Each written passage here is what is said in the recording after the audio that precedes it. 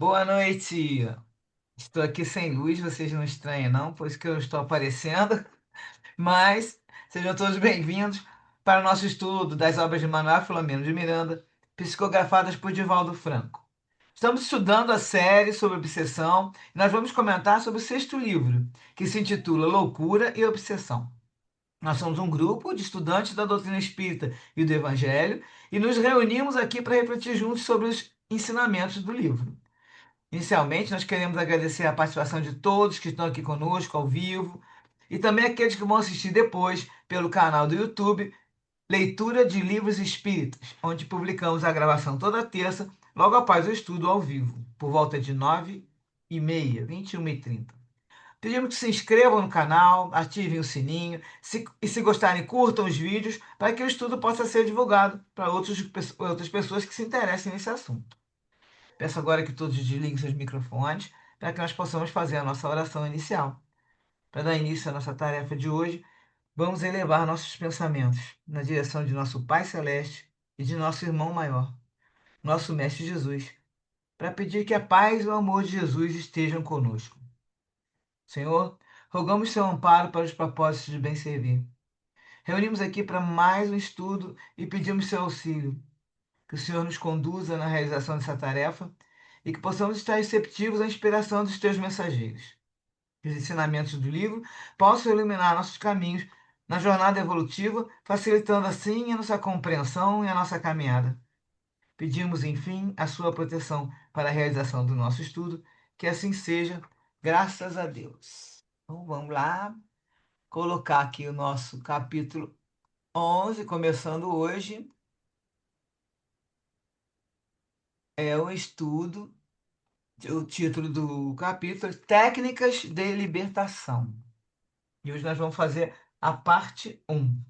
Depois eu vou, ao final, vou relembrar para todo mundo, só que eu quero avisar que a gente realmente, semana que vem, não vamos dar continuidade à parte 2 porque está havendo problemas com a luz, eu vou estar com muitas pessoas aqui em casa, então nós vamos, eu vou avisar ao final, mas semana que vem a gente não tem estudo e depois, na 1ª de fevereiro, faremos a parte 2, tá?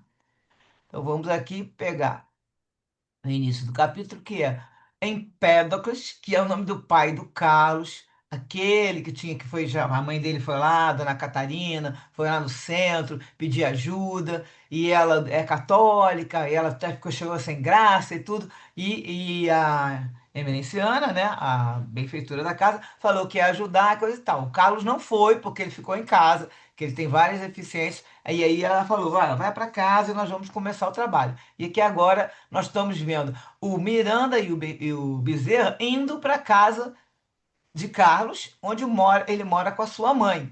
Só que o pai dele, Empédocles, está lá na casa, né, desencarnado, e aí começa dizendo, Miranda contando para gente, que ele era um trabalhador afeiçoado ao bem, dedicando-se a socorrer delinquentes recém-desencarnados, granjeara respeito e amizade em nossa comunidade espiritual. Então, Miranda contando.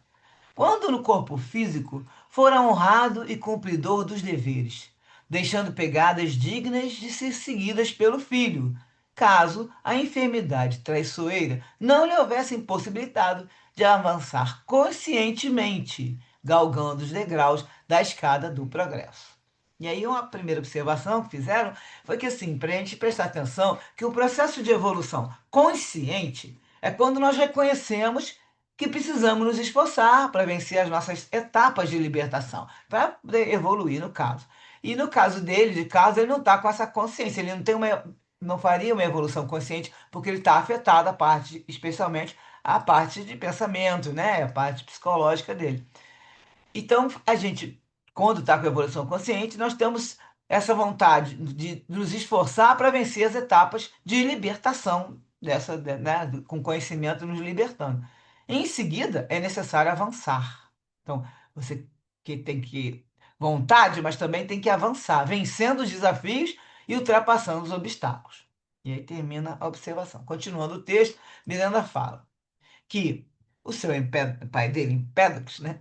Então logo se apercebeu da realidade que o aguardava além do corpo, ou seja, logo que ele desencarnou, e identificando o processo que se desdobrava ameaçando a reencarnação do filho, que encarnado a gente não tem noção o que acontece, né? Aí ele desencarnou e viu a história toda, apareceu para ele a história toda. Aí ele logo pediu para, começou a se dedicar ao serviço de restauração do equilíbrio de recém-chegados mais infelizes. Então ele começou a querer trabalhar em tarefas de, né, de ajuda. E aí a pessoa tem vários tipos de tarefas e ele que se colocou à disposição, que ele pudesse adquirir experiências e títulos que pudessem ser reinvestidos em favor da família em sofrimento. Então aí a gente tem que parar para pensar, né? Quando a gente também se dedica, é lógico que a gente não tem que ficar pensando só nisso. Eu vou ganhar uns créditos aqui para conseguir usar lá a hora que precisar. Mas com certeza, aquela pessoa que se dedica ao serviço, às tarefas, também lá no plano espiritual, está adquirindo o mérito, né? Que está tendo ali condições de ter bastante experiência, porque vai aprender a lidar com esse tipo de situação, e títulos, querendo dizer que sim, a pessoa. Existe é, essa sequência, né, que a gente fala até a parte de autoridade, existem espíritos mais evoluídos que outros e tem uma quantidade de espíritos que podem estar governando uns outros e vai por aí vai. A gente sabe que tem os governadores, tem os ministros, e sempre tem uma escala de autoridade. E aí a pessoa adquire esses títulos, e no caso, o que que acontece? Ela pode pedir ela tem os seus médicos, ajuda, como foi, ele pediu para que conseguisse ajuda, ele vai falar que muitos anos ele ficou pedindo, né, no caso, tendo, trabalhando para isso. A dona Catarina também pediu, então são dois espíritos que têm condições de conseguir ajuda. E aqui o Miranda fala que na sucessão dos anos, esse senhor, o pai dele, né, conseguiu o que anelava e recebia agora a resposta superior aos seus apelos, graças à anuência do abençoado Dr. Bezerra, que iria cuidar do problema do jovem pessoalmente. Já foi já uma bênção para ele, né? Dr. Bezerra, pessoalmente. Solícito, o pai do Carlos, eu vou falar assim, que é o nome dele é Empédocles, levou-nos ao quarto onde o filho repousava, em face da ajuda recebida na noite anterior, que olha só, que a gente está sempre lembrando, só teve uma noite só que aconteceu até agora, estamos no capítulo 11, porque aquilo tudo que a gente comentou foi naquela noite que teve aquela sessão, aquela reunião lá. Ele, daquela ajuda que ele, no caso, não foi presencial no centro, mas já recebeu já a ajuda, né? Ele pegou e conseguiu. Ele agora está levando para ver o filho, enquanto nessa época da ajuda, que durante o atendimento da irmã emerenciana. Tá bom. Não notamos a presença dos. Aí o Miranda contando que não notaram a presença dos seus adversários espirituais, que certamente não puderam dar curso ao programa encetado, ou seja, não puderam fazer nada como eles estavam fazendo antes, porque já começou a ajuda lá do centro espírita, né? Além, além disso aí, que eles estavam agora mais, tendo que ficar mais quietinhos, ali estavam apostos os dois vigilantes destacados pela benfeitora. Lembra que ela mandou dois vigilantes? Que impediam a curiosidade dos vigaristas e frívolos, assim como dos vingadores. Aí vai explicar como é que eram esses vigilantes que estavam lá, de guarda. Tratava-se de espíritos que envergavam a roupagem indígena no Brasil, na sua última estada terrena, cujo porte e expressão facial inspiravam respeito, se não receio, aos gozadores insensatos. Então já eram os tipos indígenas ali, com cara, né? Nenhuma cara boa, eles estavam adornados de cocares, de penas coloridas, lanças e outros objetos de indumentária cerimonial. E cônscios do seu dever, eram dois guardiões adestrados para o auxílio fraterno. Então já estava, não deixava ninguém chegar perto ali também. O lado dos Viana, naquele momento, transpirava paz. As orações da viúva e a sua exemplar conduta impediam incursões prejudiciais, além do impositivo redentor que Carlos experimentava, não lhe piorando o quadro. Então, ela também já ajudava a irradiar para casa essa situação de deixar o lar, né, com paz.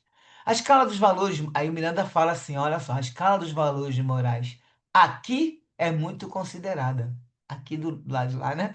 Não ocorrendo como entre os homens a burla ao mérito, o suborno ou a infração ante os direitos adquiridos a nobre esforço. Então você adquire aquele direito, não vai ter quem vai poder te tomar, nem burlar, ele vai fingir que tem mérito, tudo isso do lado de lá, o valor moral lá é muito considerado, ou seja, é realmente, né, um valor correto.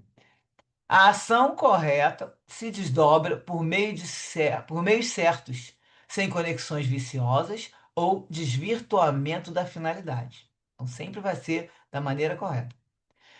Demonstrando a alta consideração com que distinguia o instrutor, o amigo Empédocles aguardou a palavra de orientação sem que fosse necessário apresentar qualquer relatório. Dr. Bezerra deu curso a uma anamnese profunda no organismo físico do paciente Carlos, anotando as anomalias que o espírito plasmara no corpo por ensejo da reencarnação. E, após o demorado exame, cujos detalhes não pude acompanhar, e é o Miranda falando, né? O Bezerra elucidou. Na pauta do tratamento que nos cabe aplicar ao Carlos, verificamos algumas ocorrências que nos parecem irreversíveis como expiação necessária em face dos delitos anteriores perpetrados. No entanto, conforme seja da vontade divina, é provável que ele venha a recuperar expressiva parcela da lucidez, retornando à realidade objetiva, de forma que possa viver sem mais grave dependência da mãezinha, porque fica um pouquinho mais independente, né? Adquirindo recursos para programar um futuro melhor, feliz, em relação ao quadro no qual se encontra em curso. Não será um labor fácil. Todavia, a tentativa é muito valiosa e oportuna. Confiemos em Deus e esforcemos-nos.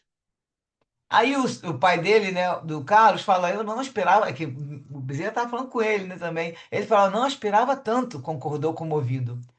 Venho anelando que lhe sejam diminuídas as crueldades de que padece, os temores que o subjugam na catatonia, as alternâncias de humor que maceram a mãe. Alguma alteração para melhor, seja qual for, significa uma conquista a que ainda não fazemos luz, sendo acréscimo de misericórdia do Pai que buscaremos honrar. E aí o Bezerra vai falar. Iniciada a terapêutica desobsessiva por meio da transmissão de fluidos restauradores do equilíbrio desde ontem, teremos hoje o primeiro confronto no grupo, em que se dará o tratamento que ele requer, após concluídos os serviços habituais na sua primeira fase. Então, ele está querendo dizer que sempre acontece a reunião, a gente sabe, na hora durante o dia, na vigília, e à noite fazem uma outra reunião mediúnica também, que a gente já viu, e também acontecem outros tratamentos. Ele está falando que esse tratamento agora também vai ter, que ele fala, teremos hoje o primeiro confronto no grupo, ou seja, vão enfrentar aqueles irmãos que estão ali, né, lógico, os adversários do Carlos. E aí o Bezerra continua. Desse modo, o irmão Empédocles levá-lo-á em desdobramento parcial, graças ao sono físico, a fim de participar do trabalho de urgência que a nossa emerenciana tem estabelecido. Enquanto isso, deve ele receber assistência fluidoterápica 4 vezes ao dia, objetivando-se desencharcá-lo das energias que o intoxicam. Então, olha só a importância aí do passe, no caso dele, que eles estão, né, colocando, ele está em casa, o pai dele vai levar ele em desdobramento, porque ele não fica se deslocando para lá e para cá, né? E, de qualquer maneira, o Bezerra reforça que tem que ser passe, né, assistência fluidoterápica 4 vezes ao dia, para tirar essas energias que intoxicam. Uma das observações foi que, olha a importância da assistência espiritual quando a gente está frequentando um centro espírita. As técnicas usadas sempre são orientadas pelos benfeitores espirituais. E é uma prática para o espírito, que promove uma psicosfera mais benéfica. A pessoa vai se melhorando, lógico que vai mudando a psicosfera ao seu redor, a gente sabe. E aí continua falando o Bezerra. A presença dos guardiões impedirá a movimentação dos espíritos vulgares, que se comprazem em piorar as situações emocionais dos obsessos.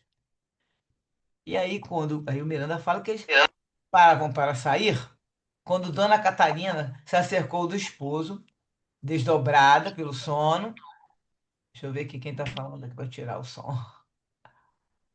Ela é desdobrada pelo sono e com relativa lucidez, eles colocaram, deixaram bem claro, porque ela, como não é espírita, mas como uma pessoa de muito, né, de autoridade moral, ela estava desdobrada, chegou perto do esposo e estava relativamente lúcida. Saudou o doutor Bezerra e o Miranda e todos que estavam ali.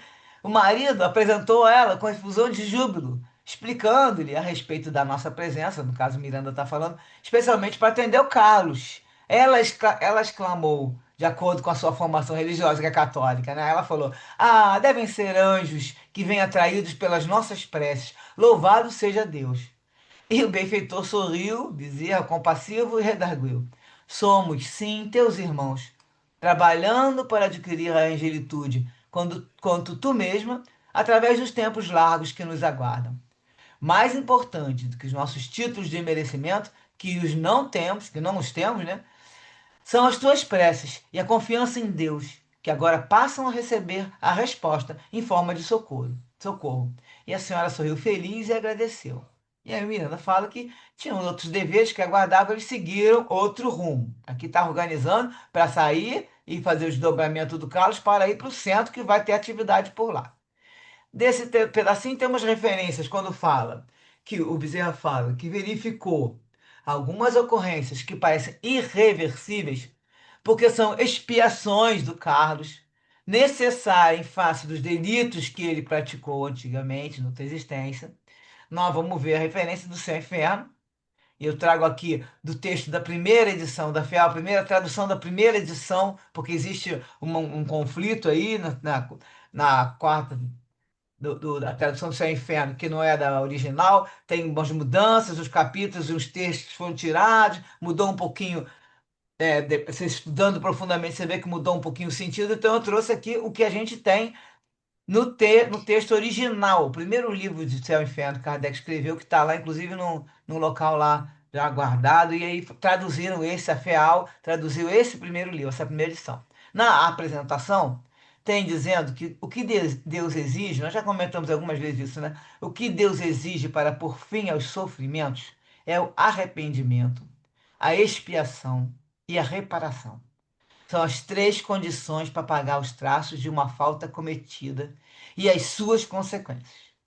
E aí, continuando nesse texto, fala que Allan Kardec, ressignificando os termos arrependimento, expiação e reparação, vai alterar completamente o rumo da compreensão da vida após a morte, transformando conceitos de punição eterna em um processo lógico de reabilitação moral, né? Esse livro é o Céu e o Inferno, e aí ele vai também fazer a comparação desse termo céu para todas as outras religiões, inferno, no sentido de que, para a doutrina espírita, não existe punição eterna, não existe castigo eterno, não existe aquele céu que a pessoa vai ficar sempre lá nas nuvens, tocando harpa, e nem existe aquele inferno que a pessoa fica lá queimando no fogo do inferno, isso para sempre, né? E essa aqui é a frase que está ali, que vai reforçar, que dizendo que toda a imperfeição que nós temos, é fruto da livre escolha do espírito, que por apego à matéria, usa as faculdades da alma para agir de forma a conquistar prazer, que é uma sensação, e alegria, que é uma emoção. Vou continuar aqui o texto. Esse ato de abuso, que a pessoa, no caso, que a pessoa é imperfeição, que é um abuso, né? Transformado em hábito, né? O abuso da vida que a gente comete, transformado em hábito, vai gerar essas imperfeições, que tem como consequência inerente o sofrimento moral ou infelicidade, que é a sensação do espírito. Essa condição é transitória, então por isso que não existe sofrimento eterno. É uma condição transitória. Enquanto a pessoa estiver com a sua imperfeição ali, naquele sentido, ela vai estar em sofrimento moral, em felicidade. Mas se ela superar suas imperfeições, e daí a nossa autotransformação moral é para isso, né? O espírito retorna ao caminho do bem e liberta-se da infelicidade. Por isso que a pessoa não vai ficar lá, mesmo no plano espiritual, sofrendo a vida inteira, porque ela tem como se melhorar. Se é quando ela reencarna, que é para aproveitar essa oportunidade com as suas provas, expiações, ou também lá no plano espiritual, como a gente acabou de ver com o pai do Carlos, que também conseguiu bastante méritos para poder conseguir, inclusive, evoluir mais. Isso também tem no livro dos Espíritos. A pessoa evolui tanto no plano espiritual quanto está encarnado. Continuando o texto do livro, Céu e Inferno, o arrependimento sincero não é consequência do constrangimento causado pelas vicissitudes e embaraços que causou. A pessoa vai lá, causa os problemas, embaraço, aí esse arrependimento não é porque está constrangido com aquilo, não é isso. É uma conscientização da sua responsabilidade. A pessoa percebe, ó, vacilei, né? Tenho responsabilidade nisso. E dos mecanismos da lei natural que rege o mundo moral. O arrependimento proveitoso é aquele que tem por base o desgosto de haver transgredido as leis de Deus e o ardente desejo de reparação. Esse realmente é um arrependimento. A pessoa quer reparar e fica muito triste por ter feito, né, ter errado ali e transgredido as leis de Deus.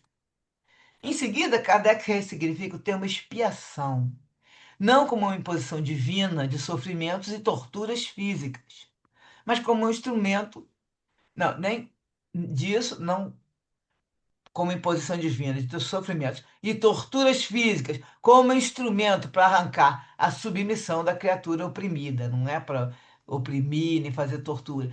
Isso é um dogma e surgiu da imaginação dos homens.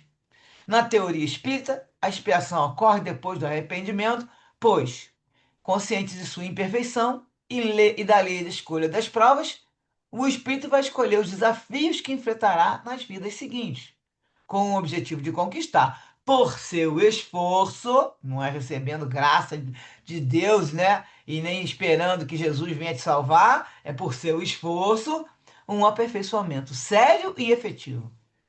Só então verá cessar naturalmente o castigo, que é o mesmo que corretivo, né? Que era a sua condição de infelicidade. No capítulo 8 que na maioria das edições é um capítulo 7 que ficou, que eles modificaram nesses outros livros, e ele na original era o capítulo 8 no item 8 Kardec fala que a duração do castigo, ou seja, do corretivo, lembrando sempre que é só isso isso você colocar no dicionário, você vai ver que punição e castigo, um sinônimo é corretivo, e nesse sentido que Kardec queria colocar, essa duração está subordinada ao aperfeiçoamento do espírito culpado. Nenhuma condenação por um tempo determinado é pronunciada contra ele. O que Deus exige para pôr fim aos sofrimentos, novamente, ele repete aqui no capítulo 8, é o arrependimento, a expiação e a reparação. Em resumo, um aperfeiçoamento sério, efetivo, assim como um retorno sincero ao bem. Lembrando aqui que trouxe de novo expiação, sinônimo de castigo, punição, que se inflige a um culpado, correção, corretivo. No Espiritismo, a expiação é um instrumento corretivo para nossas faltas, serve para a reabilitação do espírito. E para fechar aqui esse comentário, segundo a teoria moral espírita, a expiação não é um castigo, mas a condição de aperfeiçoamento do espírito que se arrependeu. Portanto, com a revolução moral secundada pelo Espiritismo, a expiação deixa de ser um instrumento impositivo para se tornar o esforço consciente e voluntário para superar as imperfeições. E fechando aqui os comentários, quando ele fala que a dona Catarina se acercou do esposo, desdobrada pelo sono e com relativa lucidez, saudando eles, eles comentaram que a lucidez dela está ligada ao seu aspecto moral, à sua bondade e caráter digno. Para que possamos ter lucidez em nossos desdobramentos pelo sono, precisamos estar atentos à nossa conduta moral. Além disso, devemos fazer sempre nossas orações antes de dormir, para que possamos nos sintonizar com os nossos mentores. Então, vou dar uma paradinha aqui. Já voltou a minha luz, agora posso aparecer. E quero que vocês comentem aí, vamos ver o que tem de dúvida sobre esse trechinho que nós lemos, tá bom?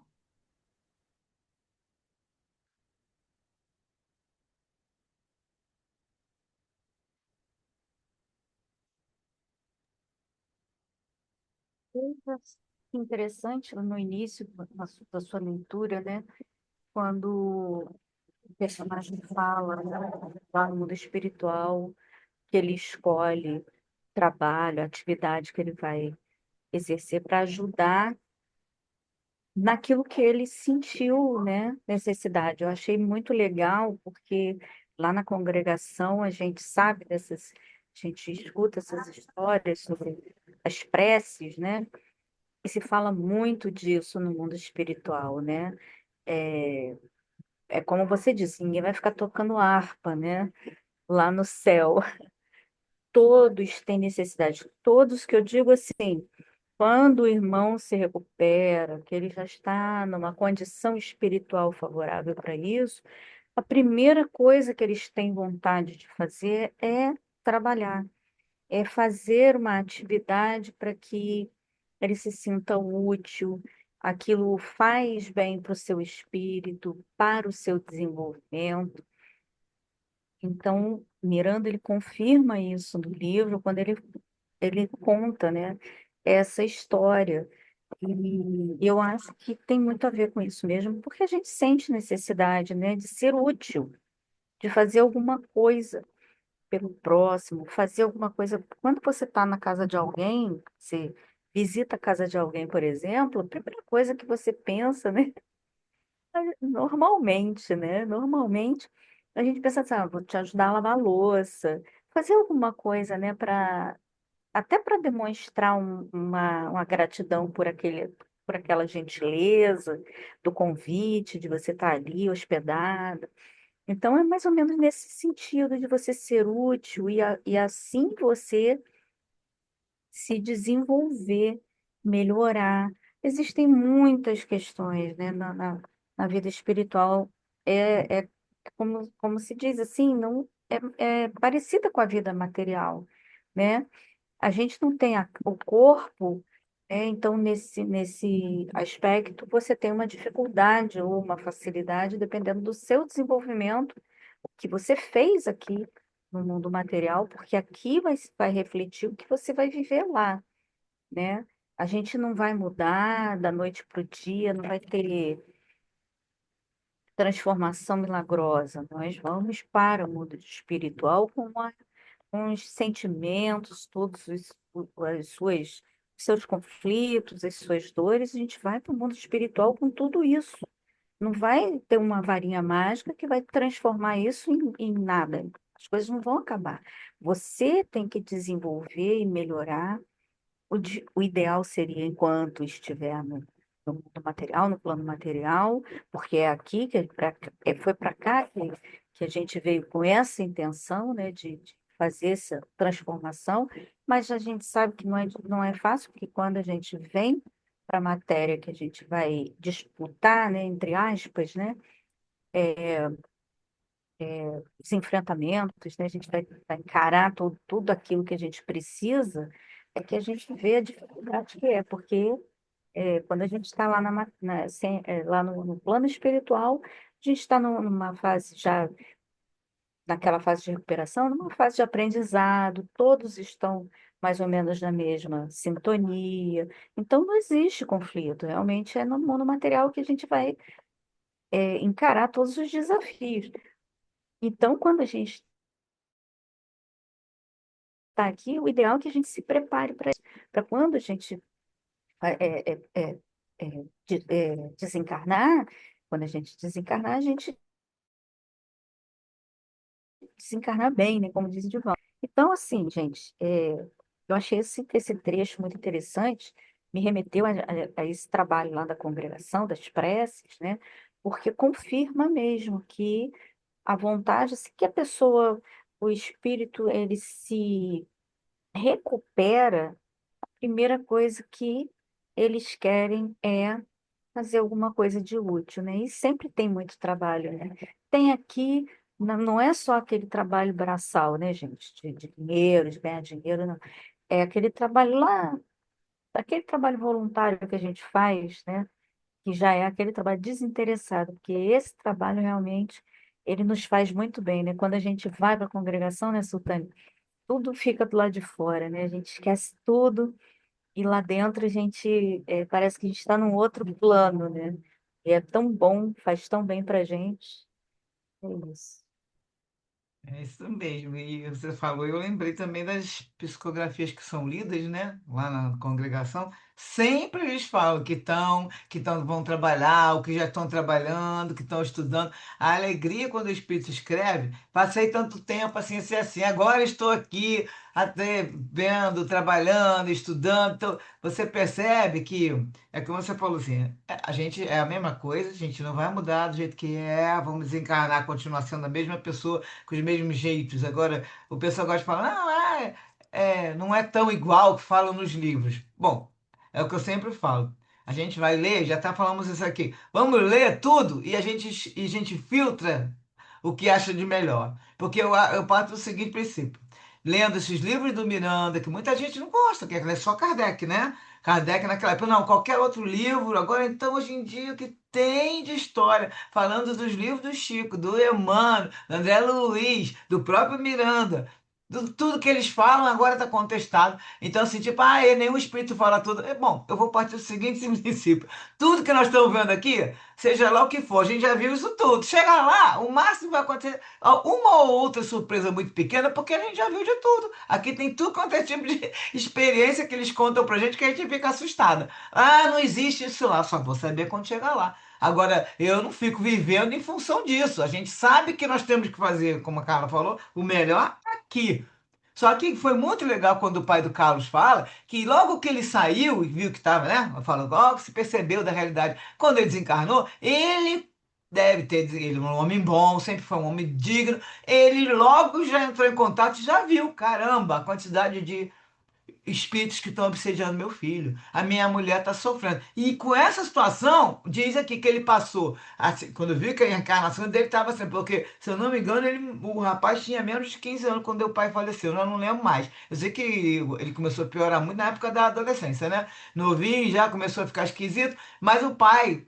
Quando desencarnou, ele viu essa situação toda e falou: como é que meu filho vai, né, conseguir? Se ele tá lá com aquele monte de irmãos com raiva, com ódio, e ele já tinha essa doença e ele tinha essa expiação, como acabou de falar no capítulo, que ele teve que trazer, e o próprio Bezerra fala, olha, isso aí não vai dar para fazer muita coisa, o máximo vai ser pegar, botar ele um pouco mais lúcido, mas transformar ele de novo, né, porque ele tem que passar por isso. Se ele destruiu o espírito dele, por várias razões, ou se foi de pensamento, se foi de ações, de que ele tenha feito para o próximo, para ele mesmo, se ele destruiu, ele agora vai ter que consertar. E só se conserta nesse sentido. A matéria na matéria, ele vai ter que acertar, passar por essa expiação, até conseguir deixar o perispírito direitinho para na próxima ele voltar tranquilo, né, sem problema. E quando ele viu isso, ele começou a investir para quê? Para trabalhar para aqueles espíritos que estavam chegando e começou a se dedicar. Mais ainda, ele poderia ficar lá fazendo outras coisas, claro, mas só que aí ele viu uma maneira, primeiro, dele pegar a experiência, como fala aqui, que ele adquiriu experiência, dito porque tendo a experiência de lidar com pessoas que estavam sofrendo né, no plano espírito, no plano material e também com obsessão, ele foi aprendendo, como o próprio, né, o Miranda aqui aprende toda hora, e ele conseguiu esses méritos para ter o doutor Bezerra especificamente cuidando do filho dele, né? Eles não falam nada que eles eram amigos, é porque ele, com todo o mérito dele, e a dona Catarina, então por isso aconteceu todo esse atendimento. Bia, quer falar? Oi, Su, quero sim. Eu achei interessante, né, no texto, de trazer a informação, né, no desdobramento da Dona Catarina e a questão moral dela, né, por trazer a lucidez dela, né? Eu sempre fiquei pensando assim, poxa, uma pessoa que não é espírita durante o desdobramento não deve entender nada, né? Aí só vem quando acorda os sonhos, né? Talvez assim desconexos ou não, ou mais lúcidos, né? Então, achei interessante a questão da moralidade, né? Mesmo ela sendo católica, tendo uma outra visão, né? Não conhecendo nada, né? Do processo de desdobramento, né? Achei bem interessante a moralidade dela trazer a lucidez, né? E é engraçado ela chamar, né? Os mentores de anjos, né? Doutor Bezerra e Manuel Filomeno de Miranda, né? A percepção dela, né? Que ela consegue captar, né? Do momento. Bem Ela vê os interessante essa parte. Ela é como se fosse visto uns espíritos de luz, né? Aí ela já logo fala, Uhum. são anjos. É, Mas são anjos, né? muito legal, né? Porque você vê que ela é católica sempre, super católica lá e tudo. E como você falou, lembrou bem, a autoridade moral dela é outra. Quer dizer, ela é uma pessoa digna, tem todos os uma pessoa boa, então está sempre envolvido com boas vibrações e isso ajuda a pessoa a Uhum. estar lúcida. Agora, que vão todos ser, pode ter pessoas que não têm lucidez, às vezes, como você vê. Não sei se você lembra do primeiro livro que a gente leu, que era Os Bastidores, o próprio Miranda, encarnado, né? Trabalhava com Petitinga, encarnado ainda, os dois, e de noite eles desdobravam, e aí ele fazia todas aquelas coisas. Uhum. Aí eles voltavam. O Miranda estava escrevendo isso 30 anos depois que ele foi contar essa história. 30 anos depois, que ele já tinha desencarnado. E ele Nossa. fala que ele, quando acordava, ele não lembrava. Ele estava lúcido trabalhando lá. Só que aí você não pode falar, vai acordar e vai lembrar de alguma coisa. Não, não lembrava nada. E o que que Ah, falou no livro? uhum. Que faziam isso para proteger ele, porque ele ia viver muito nessa uma visão do plano espiritual e dimensão espiritual, e aqui a pessoa fica muito.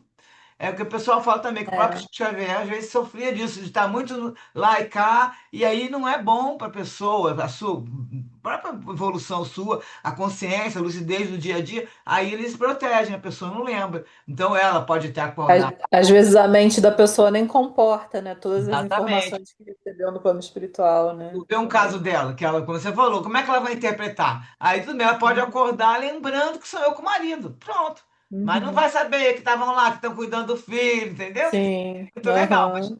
Uma independe lembrança vaga, né? Uhum. independe da, como você falou, da religião. Tem que ser, tem a ver com a moral da pessoa. Exatamente isso. Bem legal.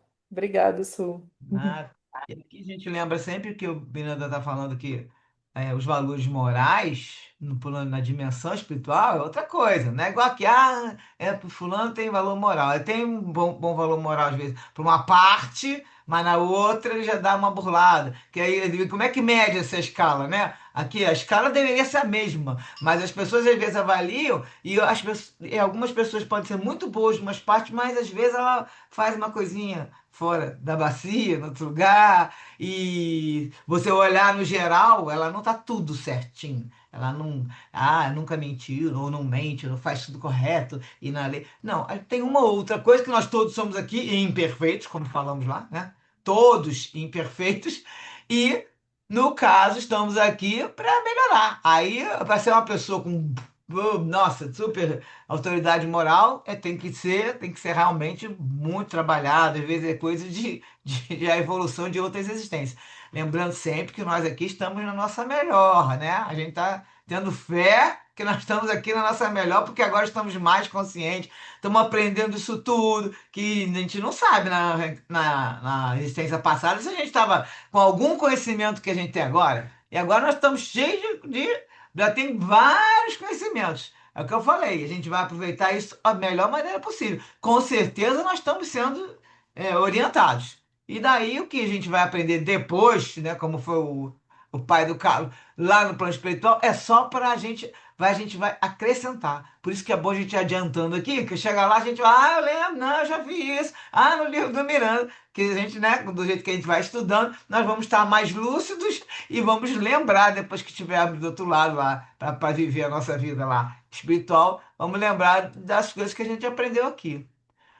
A história da expiação também, ele fala que todo mundo achou muito interessante, e eu também achei meio estranho você conseguir fazer um atendimento de passe fluido terápico 4 vezes ao dia. Não explicaram nada lá. Como é que ia ser feito isso? Porque se o Carlos está em casa, só se alguém fosse lá dar 4 vezes ao dia dar passe, fazer ministrar o passe dele. Não explicaram nada. Eu fiquei com essa dúvida, porque ele não vai ser levado para o centro, pelo menos agora. E o Bezerra fala que ele está precisando agora. Fala, olha, ele precisa. É, vai ver, é passe espiritual, né, Su? Então, Acho que mas os então, essa mentores vão assistência. e Pois dando. é o que que eu coloco? É como se fosse ele vai receber esse espaço dos, como você falou, dos irmãos que estão Mentores. lá.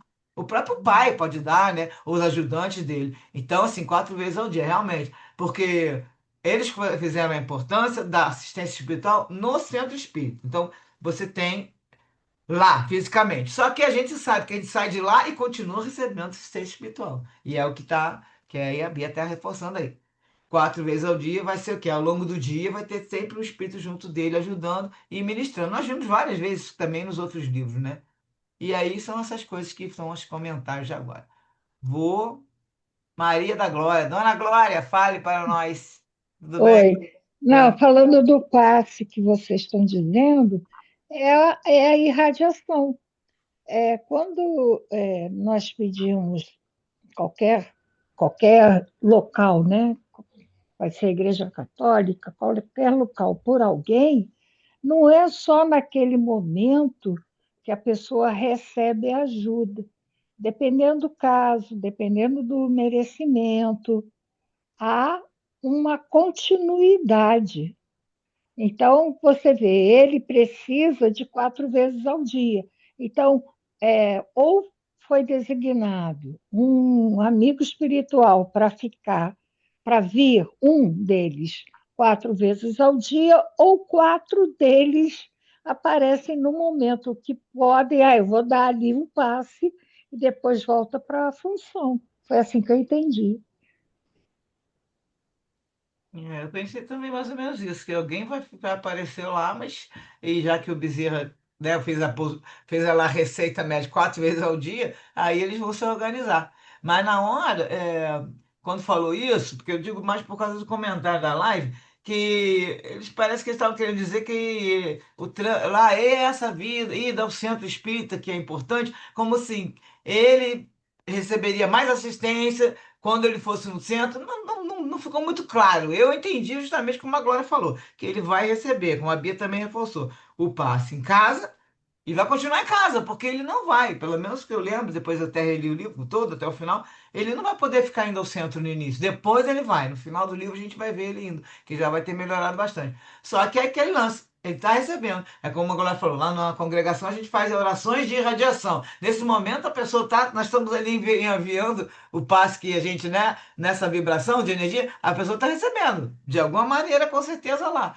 Aí, nos momentos que ao longo do dia você faz uma oração. E o próprio centro que está cuidando desse espírito, né? Aí ele vai ter essa assistência.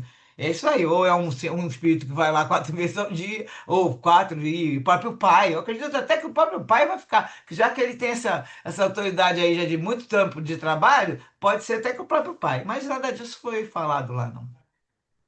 Então vamos fazer o seguinte: a gente agora continua um pouquinho o texto, e depois a gente faz mais comentários. Tá. Então, parei aqui no comentário. Vamos para a continuação do texto. Miranda está falando, né? Embora ele atendesse às tarefas habituais, ele pensando, esperei a chegada do horário estabelecido para os compromissos extraordinários com certo grau de ansiedade. Aí eu achei interessante isso, né? Ninguém nem comentou muito, mas é para a gente ver. Olha só, já estamos no sexto livro. Ele já tinha escrito, já escreveu 6 livros, 30 anos depois que ele desencarnou, já trabalha esse tempo todo lá em cima, com a Joana de Anjos, com o Bezerra, tudo. E ele fala nesse sexto livro que ele estava tendo ansiedade. Para poder quê? Porque ele estava ansioso, porque como era uma coisa nova, justamente por causa das atividades que ele chama ali de afro, né?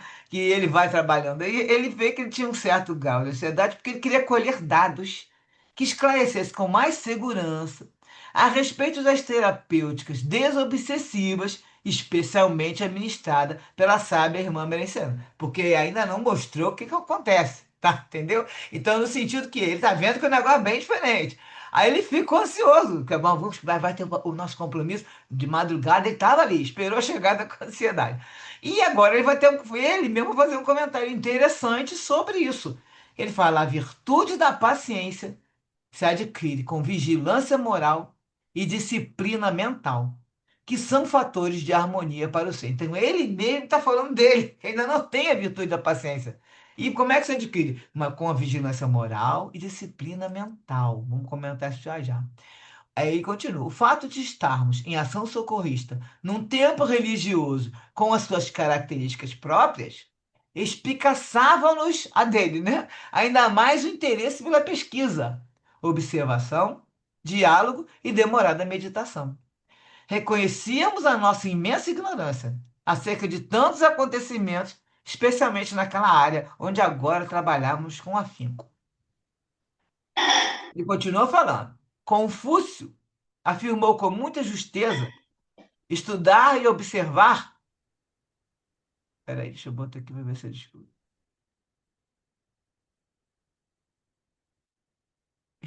Aí eles colocam essa frase, e a Miranda coloca, que foi de Confúcio, aí a gente vai até explicar na frente. Estudar, observar e imitar sem pensar significa o mesmo esforço que andar sem rumo.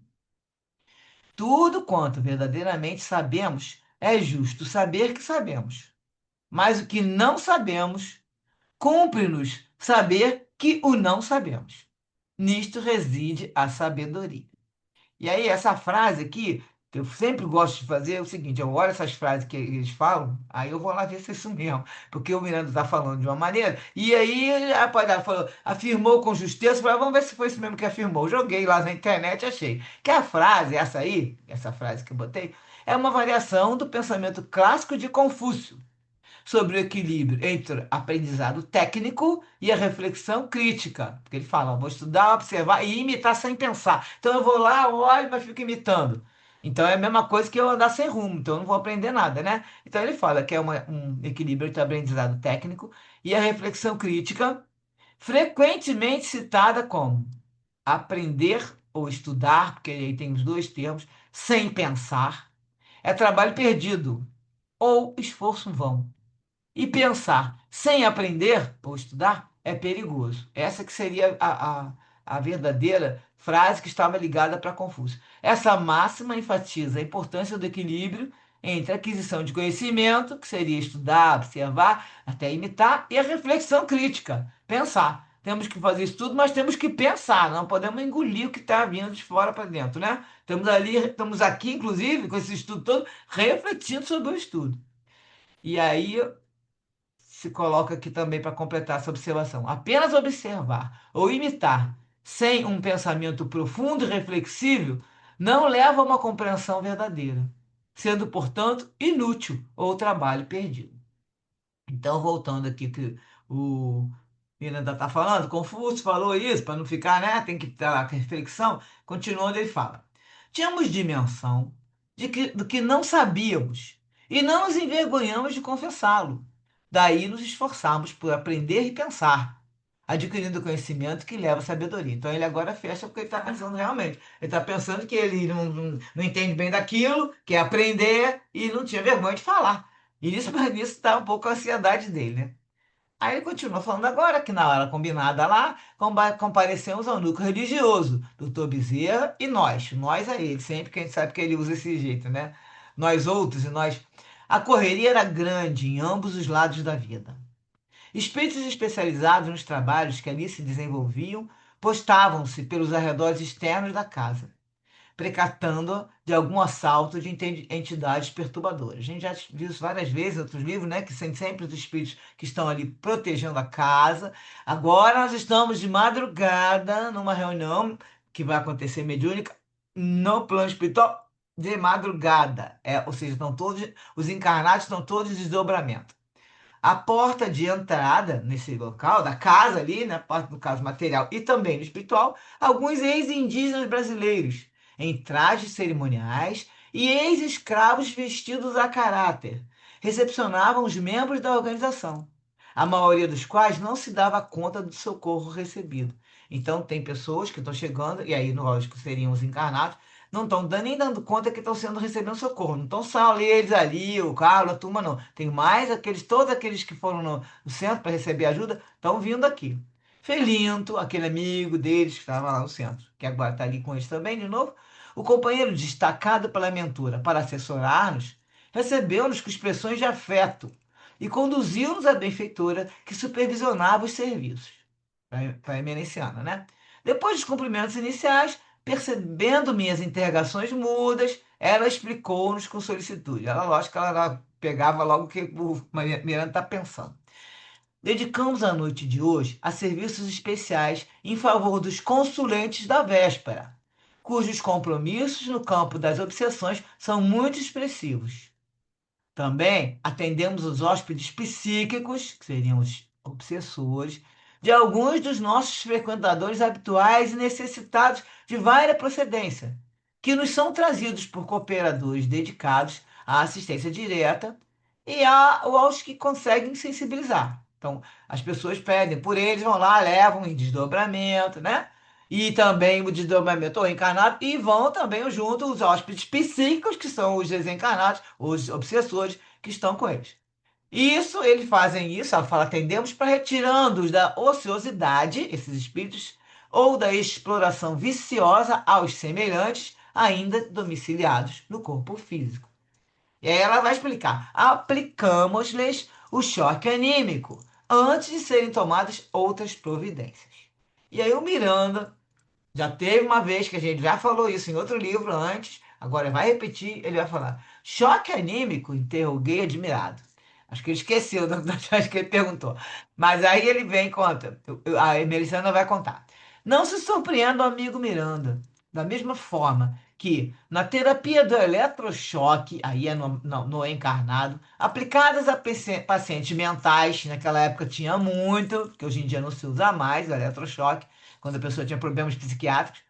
Então, da mesma forma dessa terapia, que quando eles fazem essa terapia, faziam nos pacientes mentais, os espíritos que se lhes imantavam, né, recebem a carga de eletricidade, deslocando-se com certa violência dos seus hospedeiros, ou seja, toda vez que se aplicava eletrochoque antigamente, o espírito obsessor ele levava um choque e saía também. Olha aí, o que ela está falando aqui, né?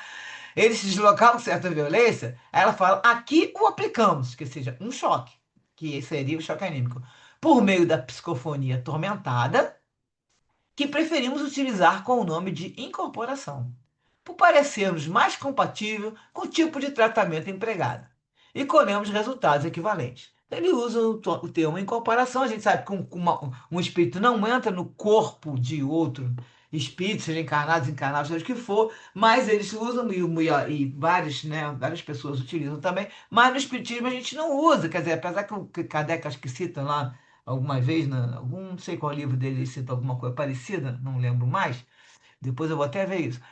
Mas eles usam sempre ali na Umbanda, nesse centro, né? Então aí ela fala, e aplica esse choque anímico.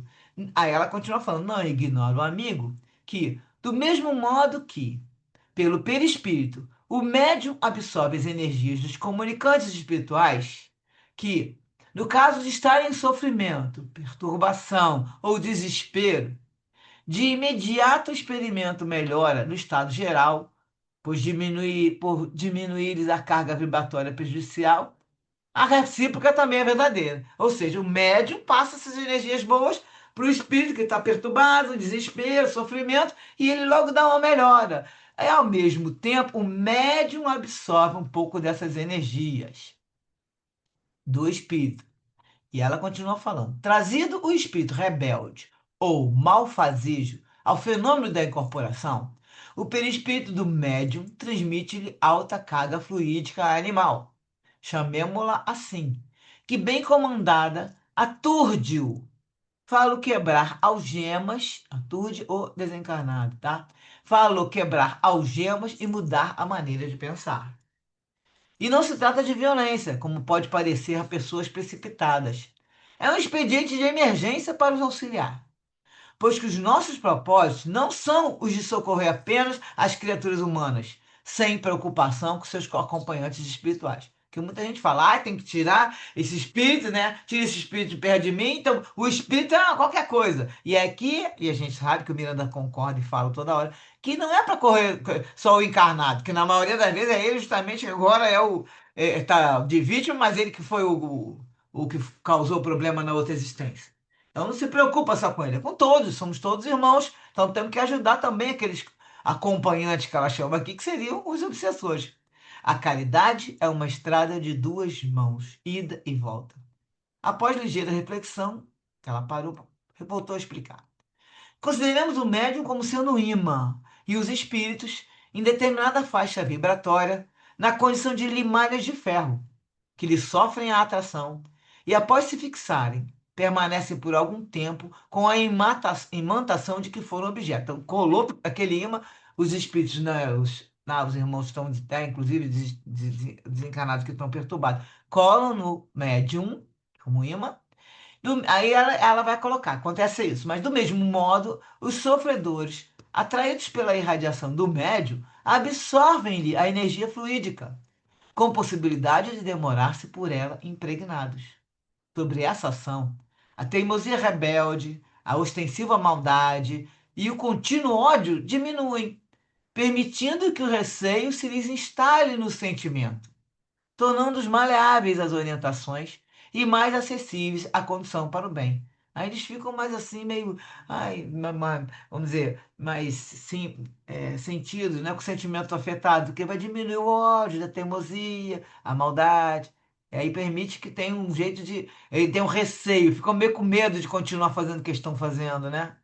Aí começa a ter uma diferença no sentimento deles, qual ocorre na Terra, com determinada corja de medrosos ou de delinquentes, a ação da polícia inspira-lhes mais respeito do que a honorabilidade de uma personagem de consideração. Então tá lá aquele monte de irmãos todos que, né, esses criminosos que estão por aí, aí tem um momento que aí eles chegam, aparece o carro da polícia, qualquer coisa, eles têm ou um respeito, ou foge, ou né, não vão fazer aquilo que eles iam fazer, porque é melhor do que se uma pessoa comum for falar com eles. Porque é tipo uma. Isso já é uma. Vamos dizer, uma condição, né? Ver que a polícia já vão dar um jeito de sair ou não cometer aquele crime que eles iam cometer, né? Por fim, elucidamos que em nosso campo de trabalho, lidamos com as formas mais condensadas da energia, ou seja, no centro que ela trabalha, eles, para dar a diferença do centro espírita que a gente está acostumado, esse tipo de energia é diferente, é mais condensada. Eles lidam com essa forma, que são mais próximas da matéria, ao que chamaríamos de expressões mais grosseiras do fluido, capazes de produzir, no primeiro tentame, resultados favoráveis a futuros cometimentos, sem descer a beligerância ou a usança de forças iguais, ou seja, não agir o mal com o mal, né? Como a gente já comentou também nesse livro, não devemos desconsiderar que a aplicação de recursos equivalentes, porém direcionados com objetivos superiores, alcança o resultado almejado, que é despertar o infrator, a fim de que se disponha à recuperação para seu próprio benefício. Então, ela está falando isso tudo aqui para mostrar como é que ela vai, que nós vamos ver daqui a pouco, como é que ela vai falar com esse espírito, com os espíritos que estão ali perturbando. Que o doutor Bezerra chega, meu irmão, e coisa e tal, e aquele carinho. Ela vai ser mais firme, tá? Mais enérgica. E ela continua falando. É também caridade cercear a um louco a liberdade, como se faz a um criminoso, com finalidade de o proteger de si mesmo, assim resguardando a sociedade que lhe experimenta a sanha. Então, nós vamos dar um jeito de segurar ele, não é assim e você vai fazendo qualquer coisa, né? Eles meio que dão uma cercear a liberdade, faz um aprisionamento ali um pouquinho. Bom, em nosso setor de trabalho, ela conta com os desencarnados, às vezes recorremos a tal providência, mediante a aplicação de energias próprias, de formações ideoplásticas e de outros métodos, como o amigo observará. Então vamos ver o que eles vão fazer. Para tanto, não descartamos as crendices e superstições que jazem adormecidas em inumeráveis seres, empedernidos, né, endurecidos, né, temporariamente em relação ao amor e aos demais sentimentos de humanidade. Então, se é um espírito que acredita em um monte de coisas, né, que ele acha que vai aparecer um ser que seja do mal, maior, forte, mais forte, elas vão usar isso. Ele vai fazer umas ideoplastias e vão usar para amedrontar eles. É o que ela está querendo dizer aqui, tá? Aí o Miranda começa a pensar: desconhecíamos o método referido e preparávamos para apresentar novas questões quando a mentora pediu-nos licença, explicando que já se ia iniciar o culto. Aí vai acontecer o ritual, mesmo que acontece aqui na matéria, ele fala, depois do ritual referido anteriormente, o médium passou ao transe, aquele médium que recebe a, lá no centro da Emereciana, aqui ela não vai ter que ficar, entre aspas, né, incorporada, porque ela agora está no plano espiritual. E aí entra o médium ao transe, passou a transe, e a amiga prestimosa, assumindo as características de ex-escrava, saudou os membros do grupo e abriu a reunião. Então ela agora, como ex-escrava, né, que ela se apresenta assim, começou a reunião. O ritmo de palma, atabaque, odores de velas acesas, incensos e flores diversas, nós vamos formar o círculo em frente ao altar, tudo que aconteceu antes. e iniciou o programa de atendimento mediúnico, que a gente sabe que tem também atendimento mediúnico no plano espiritual. Então agora vamos ver encarnados em desdobramento, trabalhando como médios de espíritos que estão no plano espiritual. E eles também vão trabalhar, os encarnados, né?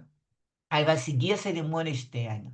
Os médiuns trajavam-se com roupas brancas e notavam-se os colares que representavam, pelo formato e cores, os espíritos protetores com os quais operavam, conforme as tradições místicas do sincretismo religioso. Então, eu também não conheço, mas eu sei que tem um para cada, uma cor para cada tipo de entidade, né? E aí ele diz que cada um está com a sua roupa, com seus colares, eles estão vestidos mesmo em desdobramento, olha só, vamos perceber o que está acontecendo. Eles estão lá desdobrados, estão com as roupas de trabalho deles, tá? Aí o Miranda fala que acompanhou as primeiras incorporações estimuladas pela mentora, nas quais os benfeitores de cada aparelho saudavam a casa e os participantes, preparando seus instrumentos para os socorros aos obsessores. Então, vários lá também. Especialmente aqueles que se vinculavam aos cultos mais primitivos do candomblé, da quimbanda e seus derivados. Alguns desses seres espirituais deformados mantinham truculência. Estavam vindo para incorporar nesses outros.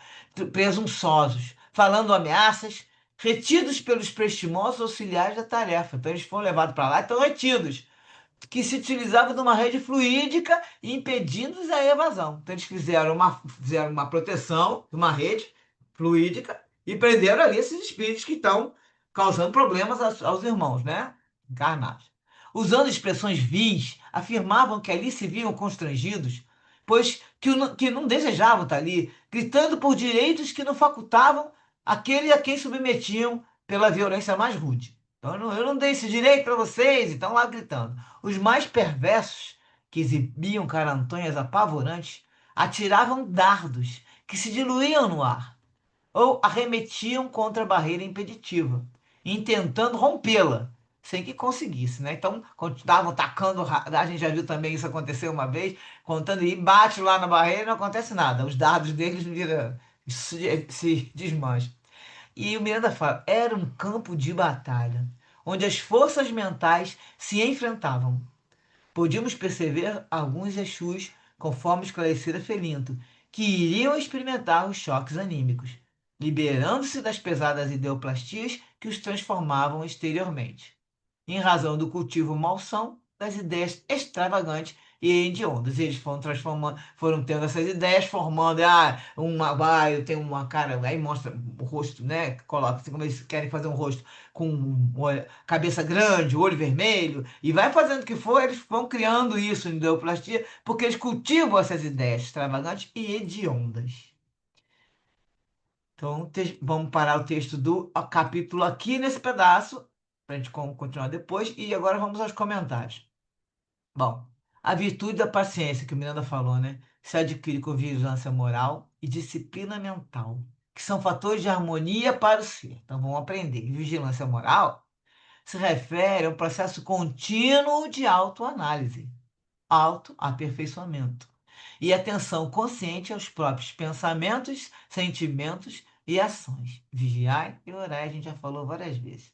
O objetivo é identificar e corrigir imperfeições morais. Então, que nós estamos ali observando o nosso jeito de ser, qual é o objetivo? Para a gente identificar e corrigir essas imperfeições morais, desenvolver nossas virtudes e se harmonizar com as leis divinas.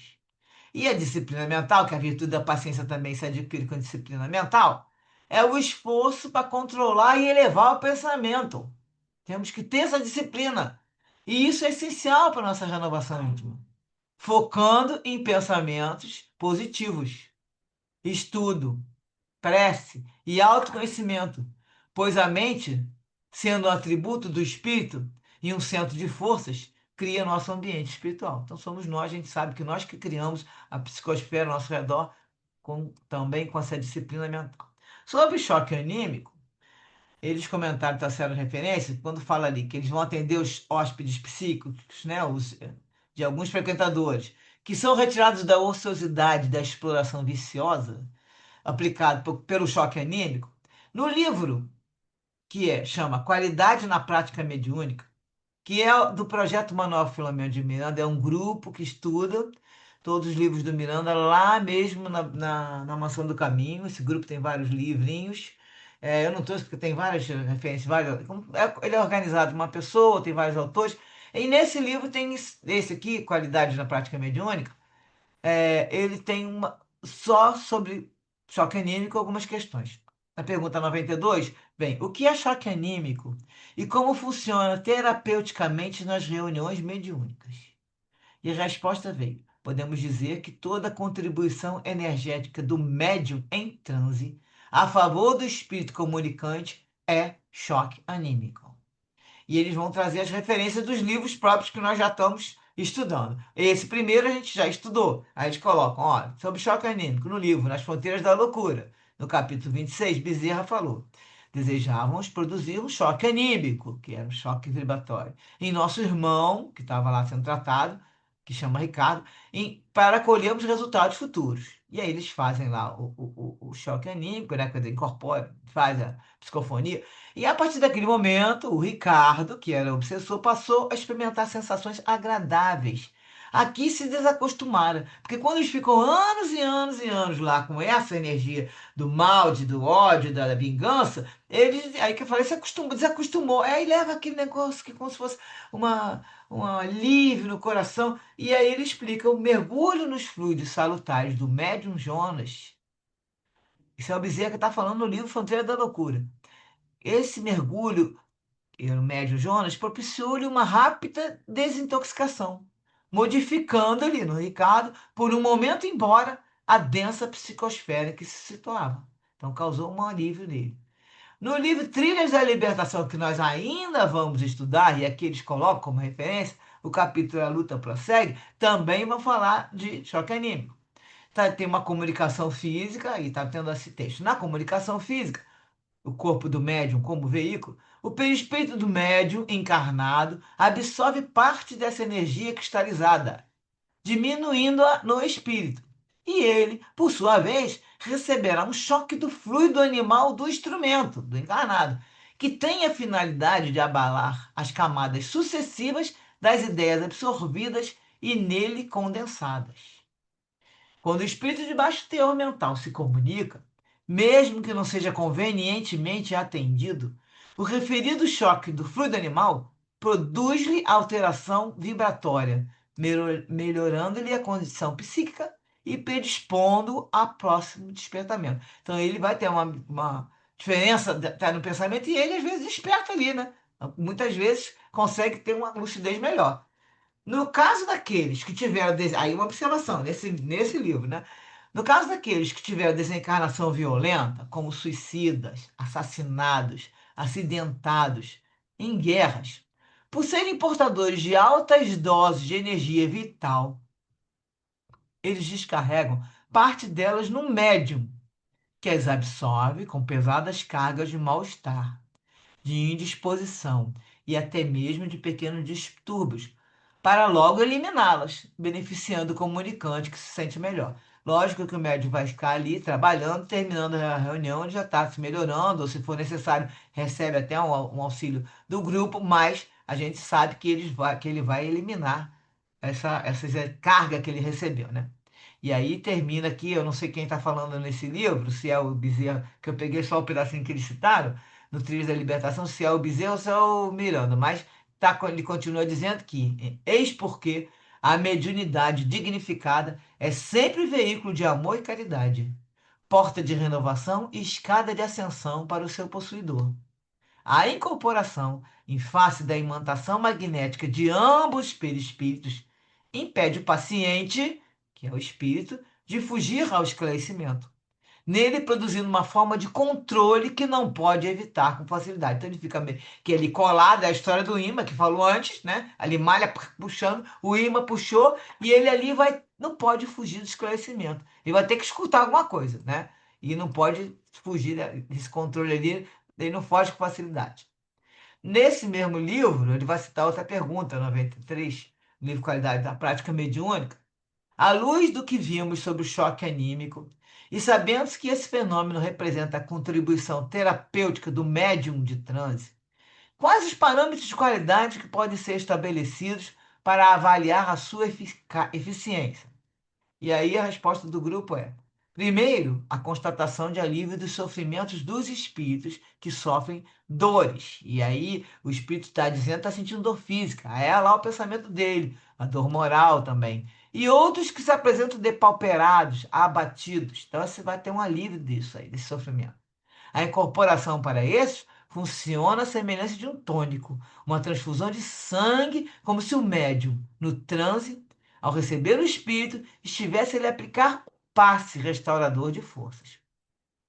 Segundo, o que ele pede aqui de olhar como é que vai avaliar, quais os parâmetros para ele saber se está acontecendo o choque anímico que está dando resultado, né? Segundo, a contenção do espírito para o diálogo. Alguns sentem prazer nesse diálogo, pois as energias do médium acordam neles impressões boas, a que tinham se acostumado. Eles acostumaram e vão expandir esses sentimentos embotados. Às vezes, a própria visão, a audição, o tato, isso começa a melhorar. Eles estão tão fechados ali naquela monoideia que eles têm também, que a visão, a audição, tudo fica prejudicado. E em contato com essas impressões do médium, que são boas, eles deslumbram, se colocam, se renovam. Uma variante desse comportamento são aqueles espíritos que vêm impregnados da ambiência onde se encontravam, por exemplo, estão no lar, no hospital, nas cenas do acidente, ficam presos lá. Em contato com a energia do médium, que lhes acorda os sentidos, eles percebem que estão na sala mediúnica e quebram a fixação mental que promovia o sofrimento. Aí ele percebe que não está no acidente, aquilo quebra, ele olha, vê onde é que ele está, onde é que eu estou aqui agora, pronto, quebrou aquilo ali, e aí pronto, ajuda a promover, quebra aquele sofrimento que ele tinha. Ao contrário, outros desejam ser evadidos do diálogo incômodo. Então tem uns que ficam revoltados, né? Tem alguns, né? Mal suportando o remédio amargo que lhes vai ajudar. Em ambos os casos, a imantação forte que o perispírito do médium exerce sobre o espírito garante a sua permanência, até quando julgado necessário, pelos mentores ou pelo controle consciente do médium. Um outro importante padrão de qualidade: sensações físicas desagradáveis no espírito. Por exemplo, asfixia, angústia acompanhada de receios, medo, abrandamento de ímpetos violentos, e isso aí vai ficar irritado com aquilo. Ocorrência desses tipos são comuns nas comunicações de espírito em situação de desrespeito à reunião, revoltados, cínicos e, sobretudo, os interessados em prejudicar os equipamentos mediúnicos, que quer prejudicar o médium, né? O equipamento do sensitivo, por retaliação, com raiva ao fato de estarem sendo trazidos compulsoriamente à comunicação. As energias densas do perispírito do médium são acionadas sob o comando sugestivo do mentor espiritual ou do doutrinador, do esclarecedor, até encharcar o perispírito do comunicante e abater-lhe o impulso agressivo. Às vezes ele consegue, né? Amansar bastante. Alguns espíritos acovardam-se, gemem, imploram clemência, porém outros, já na faixa quase da loucura, suportam até o fim das reservas o choque anímico. Por fim, o retorno do espírito para um novo diálogo em situação de maior lucidez, ou seja, não consegue nessa reunião, mas ele volta para outra reunião para poder ter conversa lá.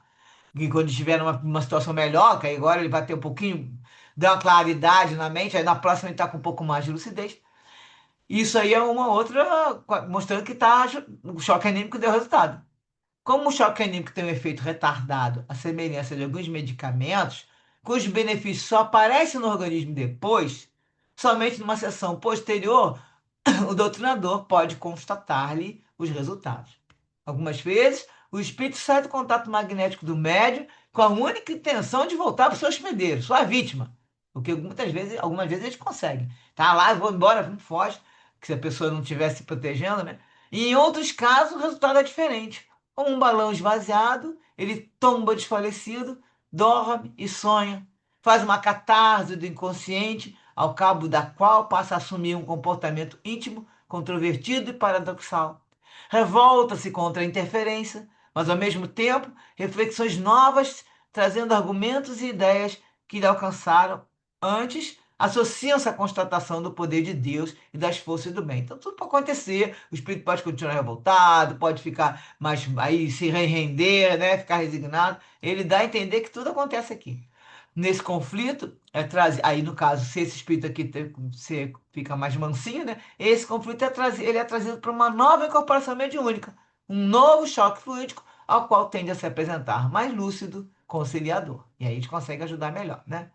Concluídos esses comentários sobre choque anímico, podemos dizer ainda que essa terapia, essencialmente do médium, é a base e o pano de fundo sobre os quais todas as demais, de iniciativa do doutrinador, do esclarecedor, se estabelecerão. Ou seja, o médium é a base para poder fazer esse choque, no caso, receber essa energia, e aí entra o esclarecedor para fechar, fazer a parceria com ele.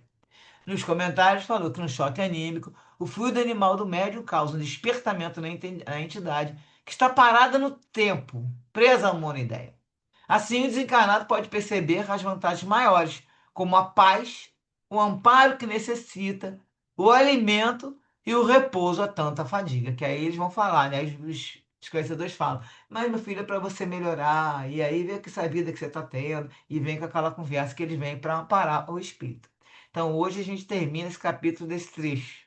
No próximo encontro, nós vamos terminar o capítulo.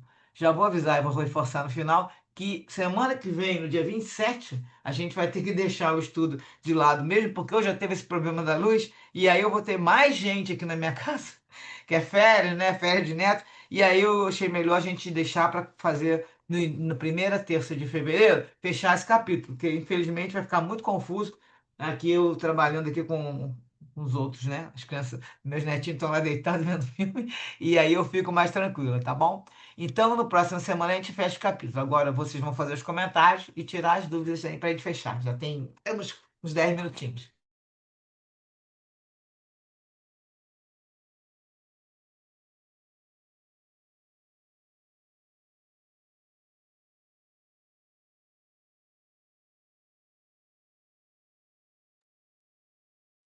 Vou aproveitar para falar da mediunidade, né, da parte quando você fala da luminária de ferro, né? O médium, ele atrai de acordo com o seu pensamento, as suas atitudes. Então, quanto mais o médium se conecta com o alto, melhores as chances de atrair os bons espíritos nas comunicações, né? E, assim, é um esforço que realmente tem que ser feito, né? E não é brincadeira, não. Não é brincadeira, não. É uma luta, né? Porque o médium não tem nada de diferente dos demais.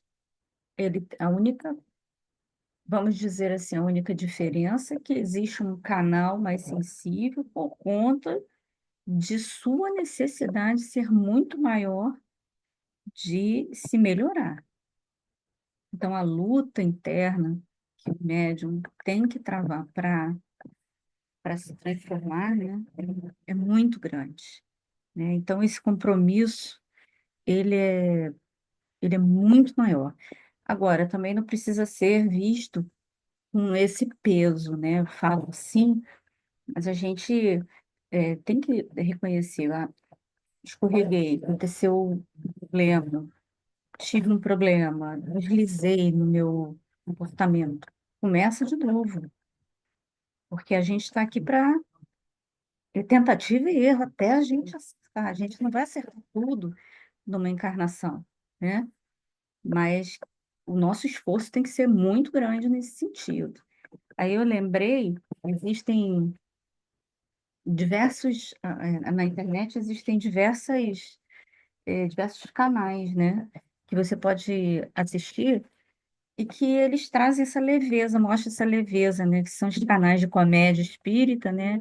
Do Thiago Brito, o Léo Ritter. Eles fazem, inclusive, eles têm feito espetáculos, né? Se apresentado em casas espíritas, e vem diversos ensinamentos de uma forma bem humorada, para levar para a gente assim, uma coisa de ensinamento mais leve, né?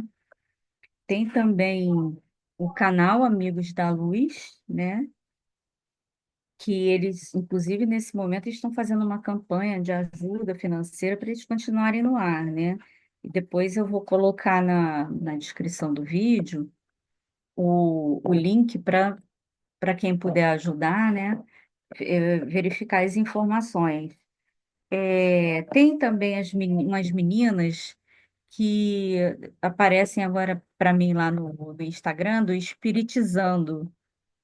É, Tá elas, ali a Clícia, tem elas fazem são, esse Instagram, só que é no Centro Espírita de São José do Rio Preto. Faz um trabalho aham. lindo com jovens. Eu vou também mandar o Muito grupo legal. lá. O pessoal seguir, vou mandar no grupo também Sim, vamos colocar o link deles todos eu acho que tem se tiver no YouTube, né? Senão a gente também coloca do Instagram. Vamos colocar tudo para todo mundo conhecer, porque vale muito a pena. Elas são maravilhosas, realmente elas são maravilhosas. Tem também o Gustavo Musa, que ele também lá no Instagram ele tem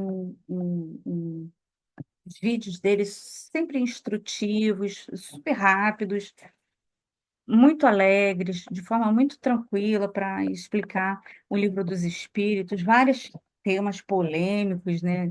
Às vezes a coisa se divide, mas ele vai com muita tranquilidade para falar também dessas coisas, né? Difíceis, né? Às vezes difíceis, mas sempre um tema atual, uma coisa que está acontecendo, ele vai lá e fala à luz do livro dos espíritos, né?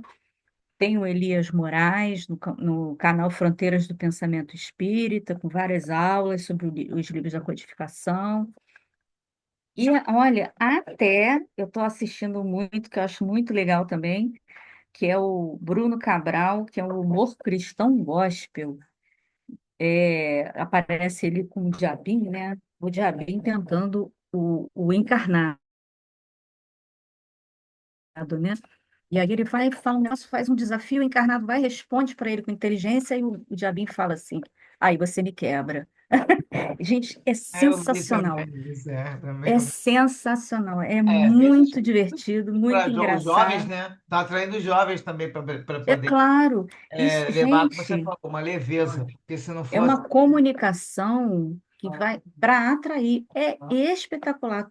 Todos esses que eu falei, né? Seja, eu tô puxando brasa para nossa sardinha, né? O espiritismo.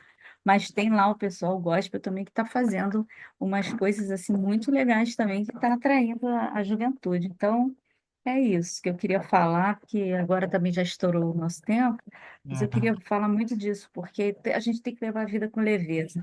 Por mais que seja difícil, que tudo seja muito pesado e difícil, a gente precisa levar com mais leveza, para que a gente possa tocar, porque a vida, né, no mundo material não é fácil, a gente já sabia disso quando veio, né?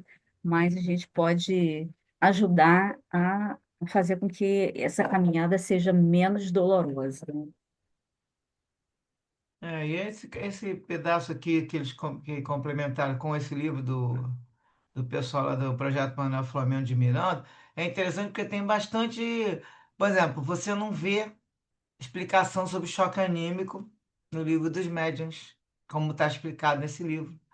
E detalha situações de reuniões espíritas, que aí só vai saber, né, no caso, alguém, algum espírito que esteve lá e foi e ditou para o médium. Então, o Divaldo, quando traz essas informações, ele vem com as informações para poder complementar, entende? Então, de qualquer maneira, a gente aqui está aprendendo bastante. Eu acho assim muito importante a gente ter esse contato, como a gente sabe que esses livros deles são ótimos, mas vamos assim ampliando. Tem coisa que tem o livro dos médios, a gente amplia. Daí, não é assim. Por exemplo, tem estudos que o pessoal bota a sua opinião. Presta atenção, gente. Quando a pessoa fala, eu acho, bom, já não está sendo a doutrina. O eu acho não pode existir aqui. Alguns momentos eu vou falar, eu acho, eu lembro, daqui a pouco tu me corrigindo. Eu entendo, né? Eu acredito por tudo que nós já estudamos, e aí é diferente, aí eu falando as minhas conclusões após um estudo. Agora, eu não estou falando que a doutrina é assim, eu só falo quando é assim, está escrito aqui no livro. Eu estou lendo e estou trazendo o esclarecimento sobre aquilo que já me foi passado. Não sou eu que estou inventando. Então, prestar atenção nisso, que a gente está sempre aqui colocando o que é dos livros, o que é da doutrina, trazendo na referência, ou do evangelho, o que for, sempre colocando aquilo ali que a gente tem que aprender daquela maneira. No eu acho, eu entendo, e aí eu compreendo assim, ou eu uso assim na minha vida, aí são opiniões nossas. A gente coloca aqui, que nesse grupo aqui, todos já estamos mais do que amigos. As pessoas que estão acompanhando, né, que temos várias pessoas ouvindo, dá uma faixa de entre 50 e 60 pessoas que estão acompanhando o nosso estudo, que são pessoas que a gente nem sabe quem é, mas com certeza se identificaram com o jeito que a gente fala aqui. Um ou outro comenta. Então, vamos seguir em frente. Aqui umas dicas que a gente acha legal aquilo ali. Eu vou deixar no grupo mesmo aqui, um ou outro, às vezes com a Carla, outros, para a gente colocar depois. E vamos seguir em frente com o nosso estudo. Então, semana que vem, reforçando, vou escrever lá no grupo, a gente não vai fazer o estudo terça-feira, no dia 27 de janeiro, não vamos fazer acho que é dia 4, deixa eu conferir aqui. Não, dia 3 de fevereiro, terça-feira, estamos de volta. Mais uma semaninha de férias aí, que janeiro é meio confuso mesmo nesse ponto. E voltamos dia 3 de fevereiro, tá bom? E, cara, faz a nossa oração aí rapidinho pra gente terminar. Vamos lá, então. Amado Jesus, agradecemos por essa noite de estudos, de comunhão, que possamos levar adiante esses ensinamentos em nossa conduta e que sejamos exemplo para os que nos rodeiam, mostrando que essa doutrina consoladora pode mudar corações. Obrigada, Jesus, por todo esse estudo, por esse empenho da Sultane, e que nós possamos estar aqui dando continuidade a essa comunhão de ensinamentos. Que assim seja. Graças a Deus. Até dia 3. Beijo pra todos. Graças a Deus. Obrigada. Boa noite. Obrigada, Sultane. Boa Boa noite, noite a fique com todos. Deus. Tchau, tchau.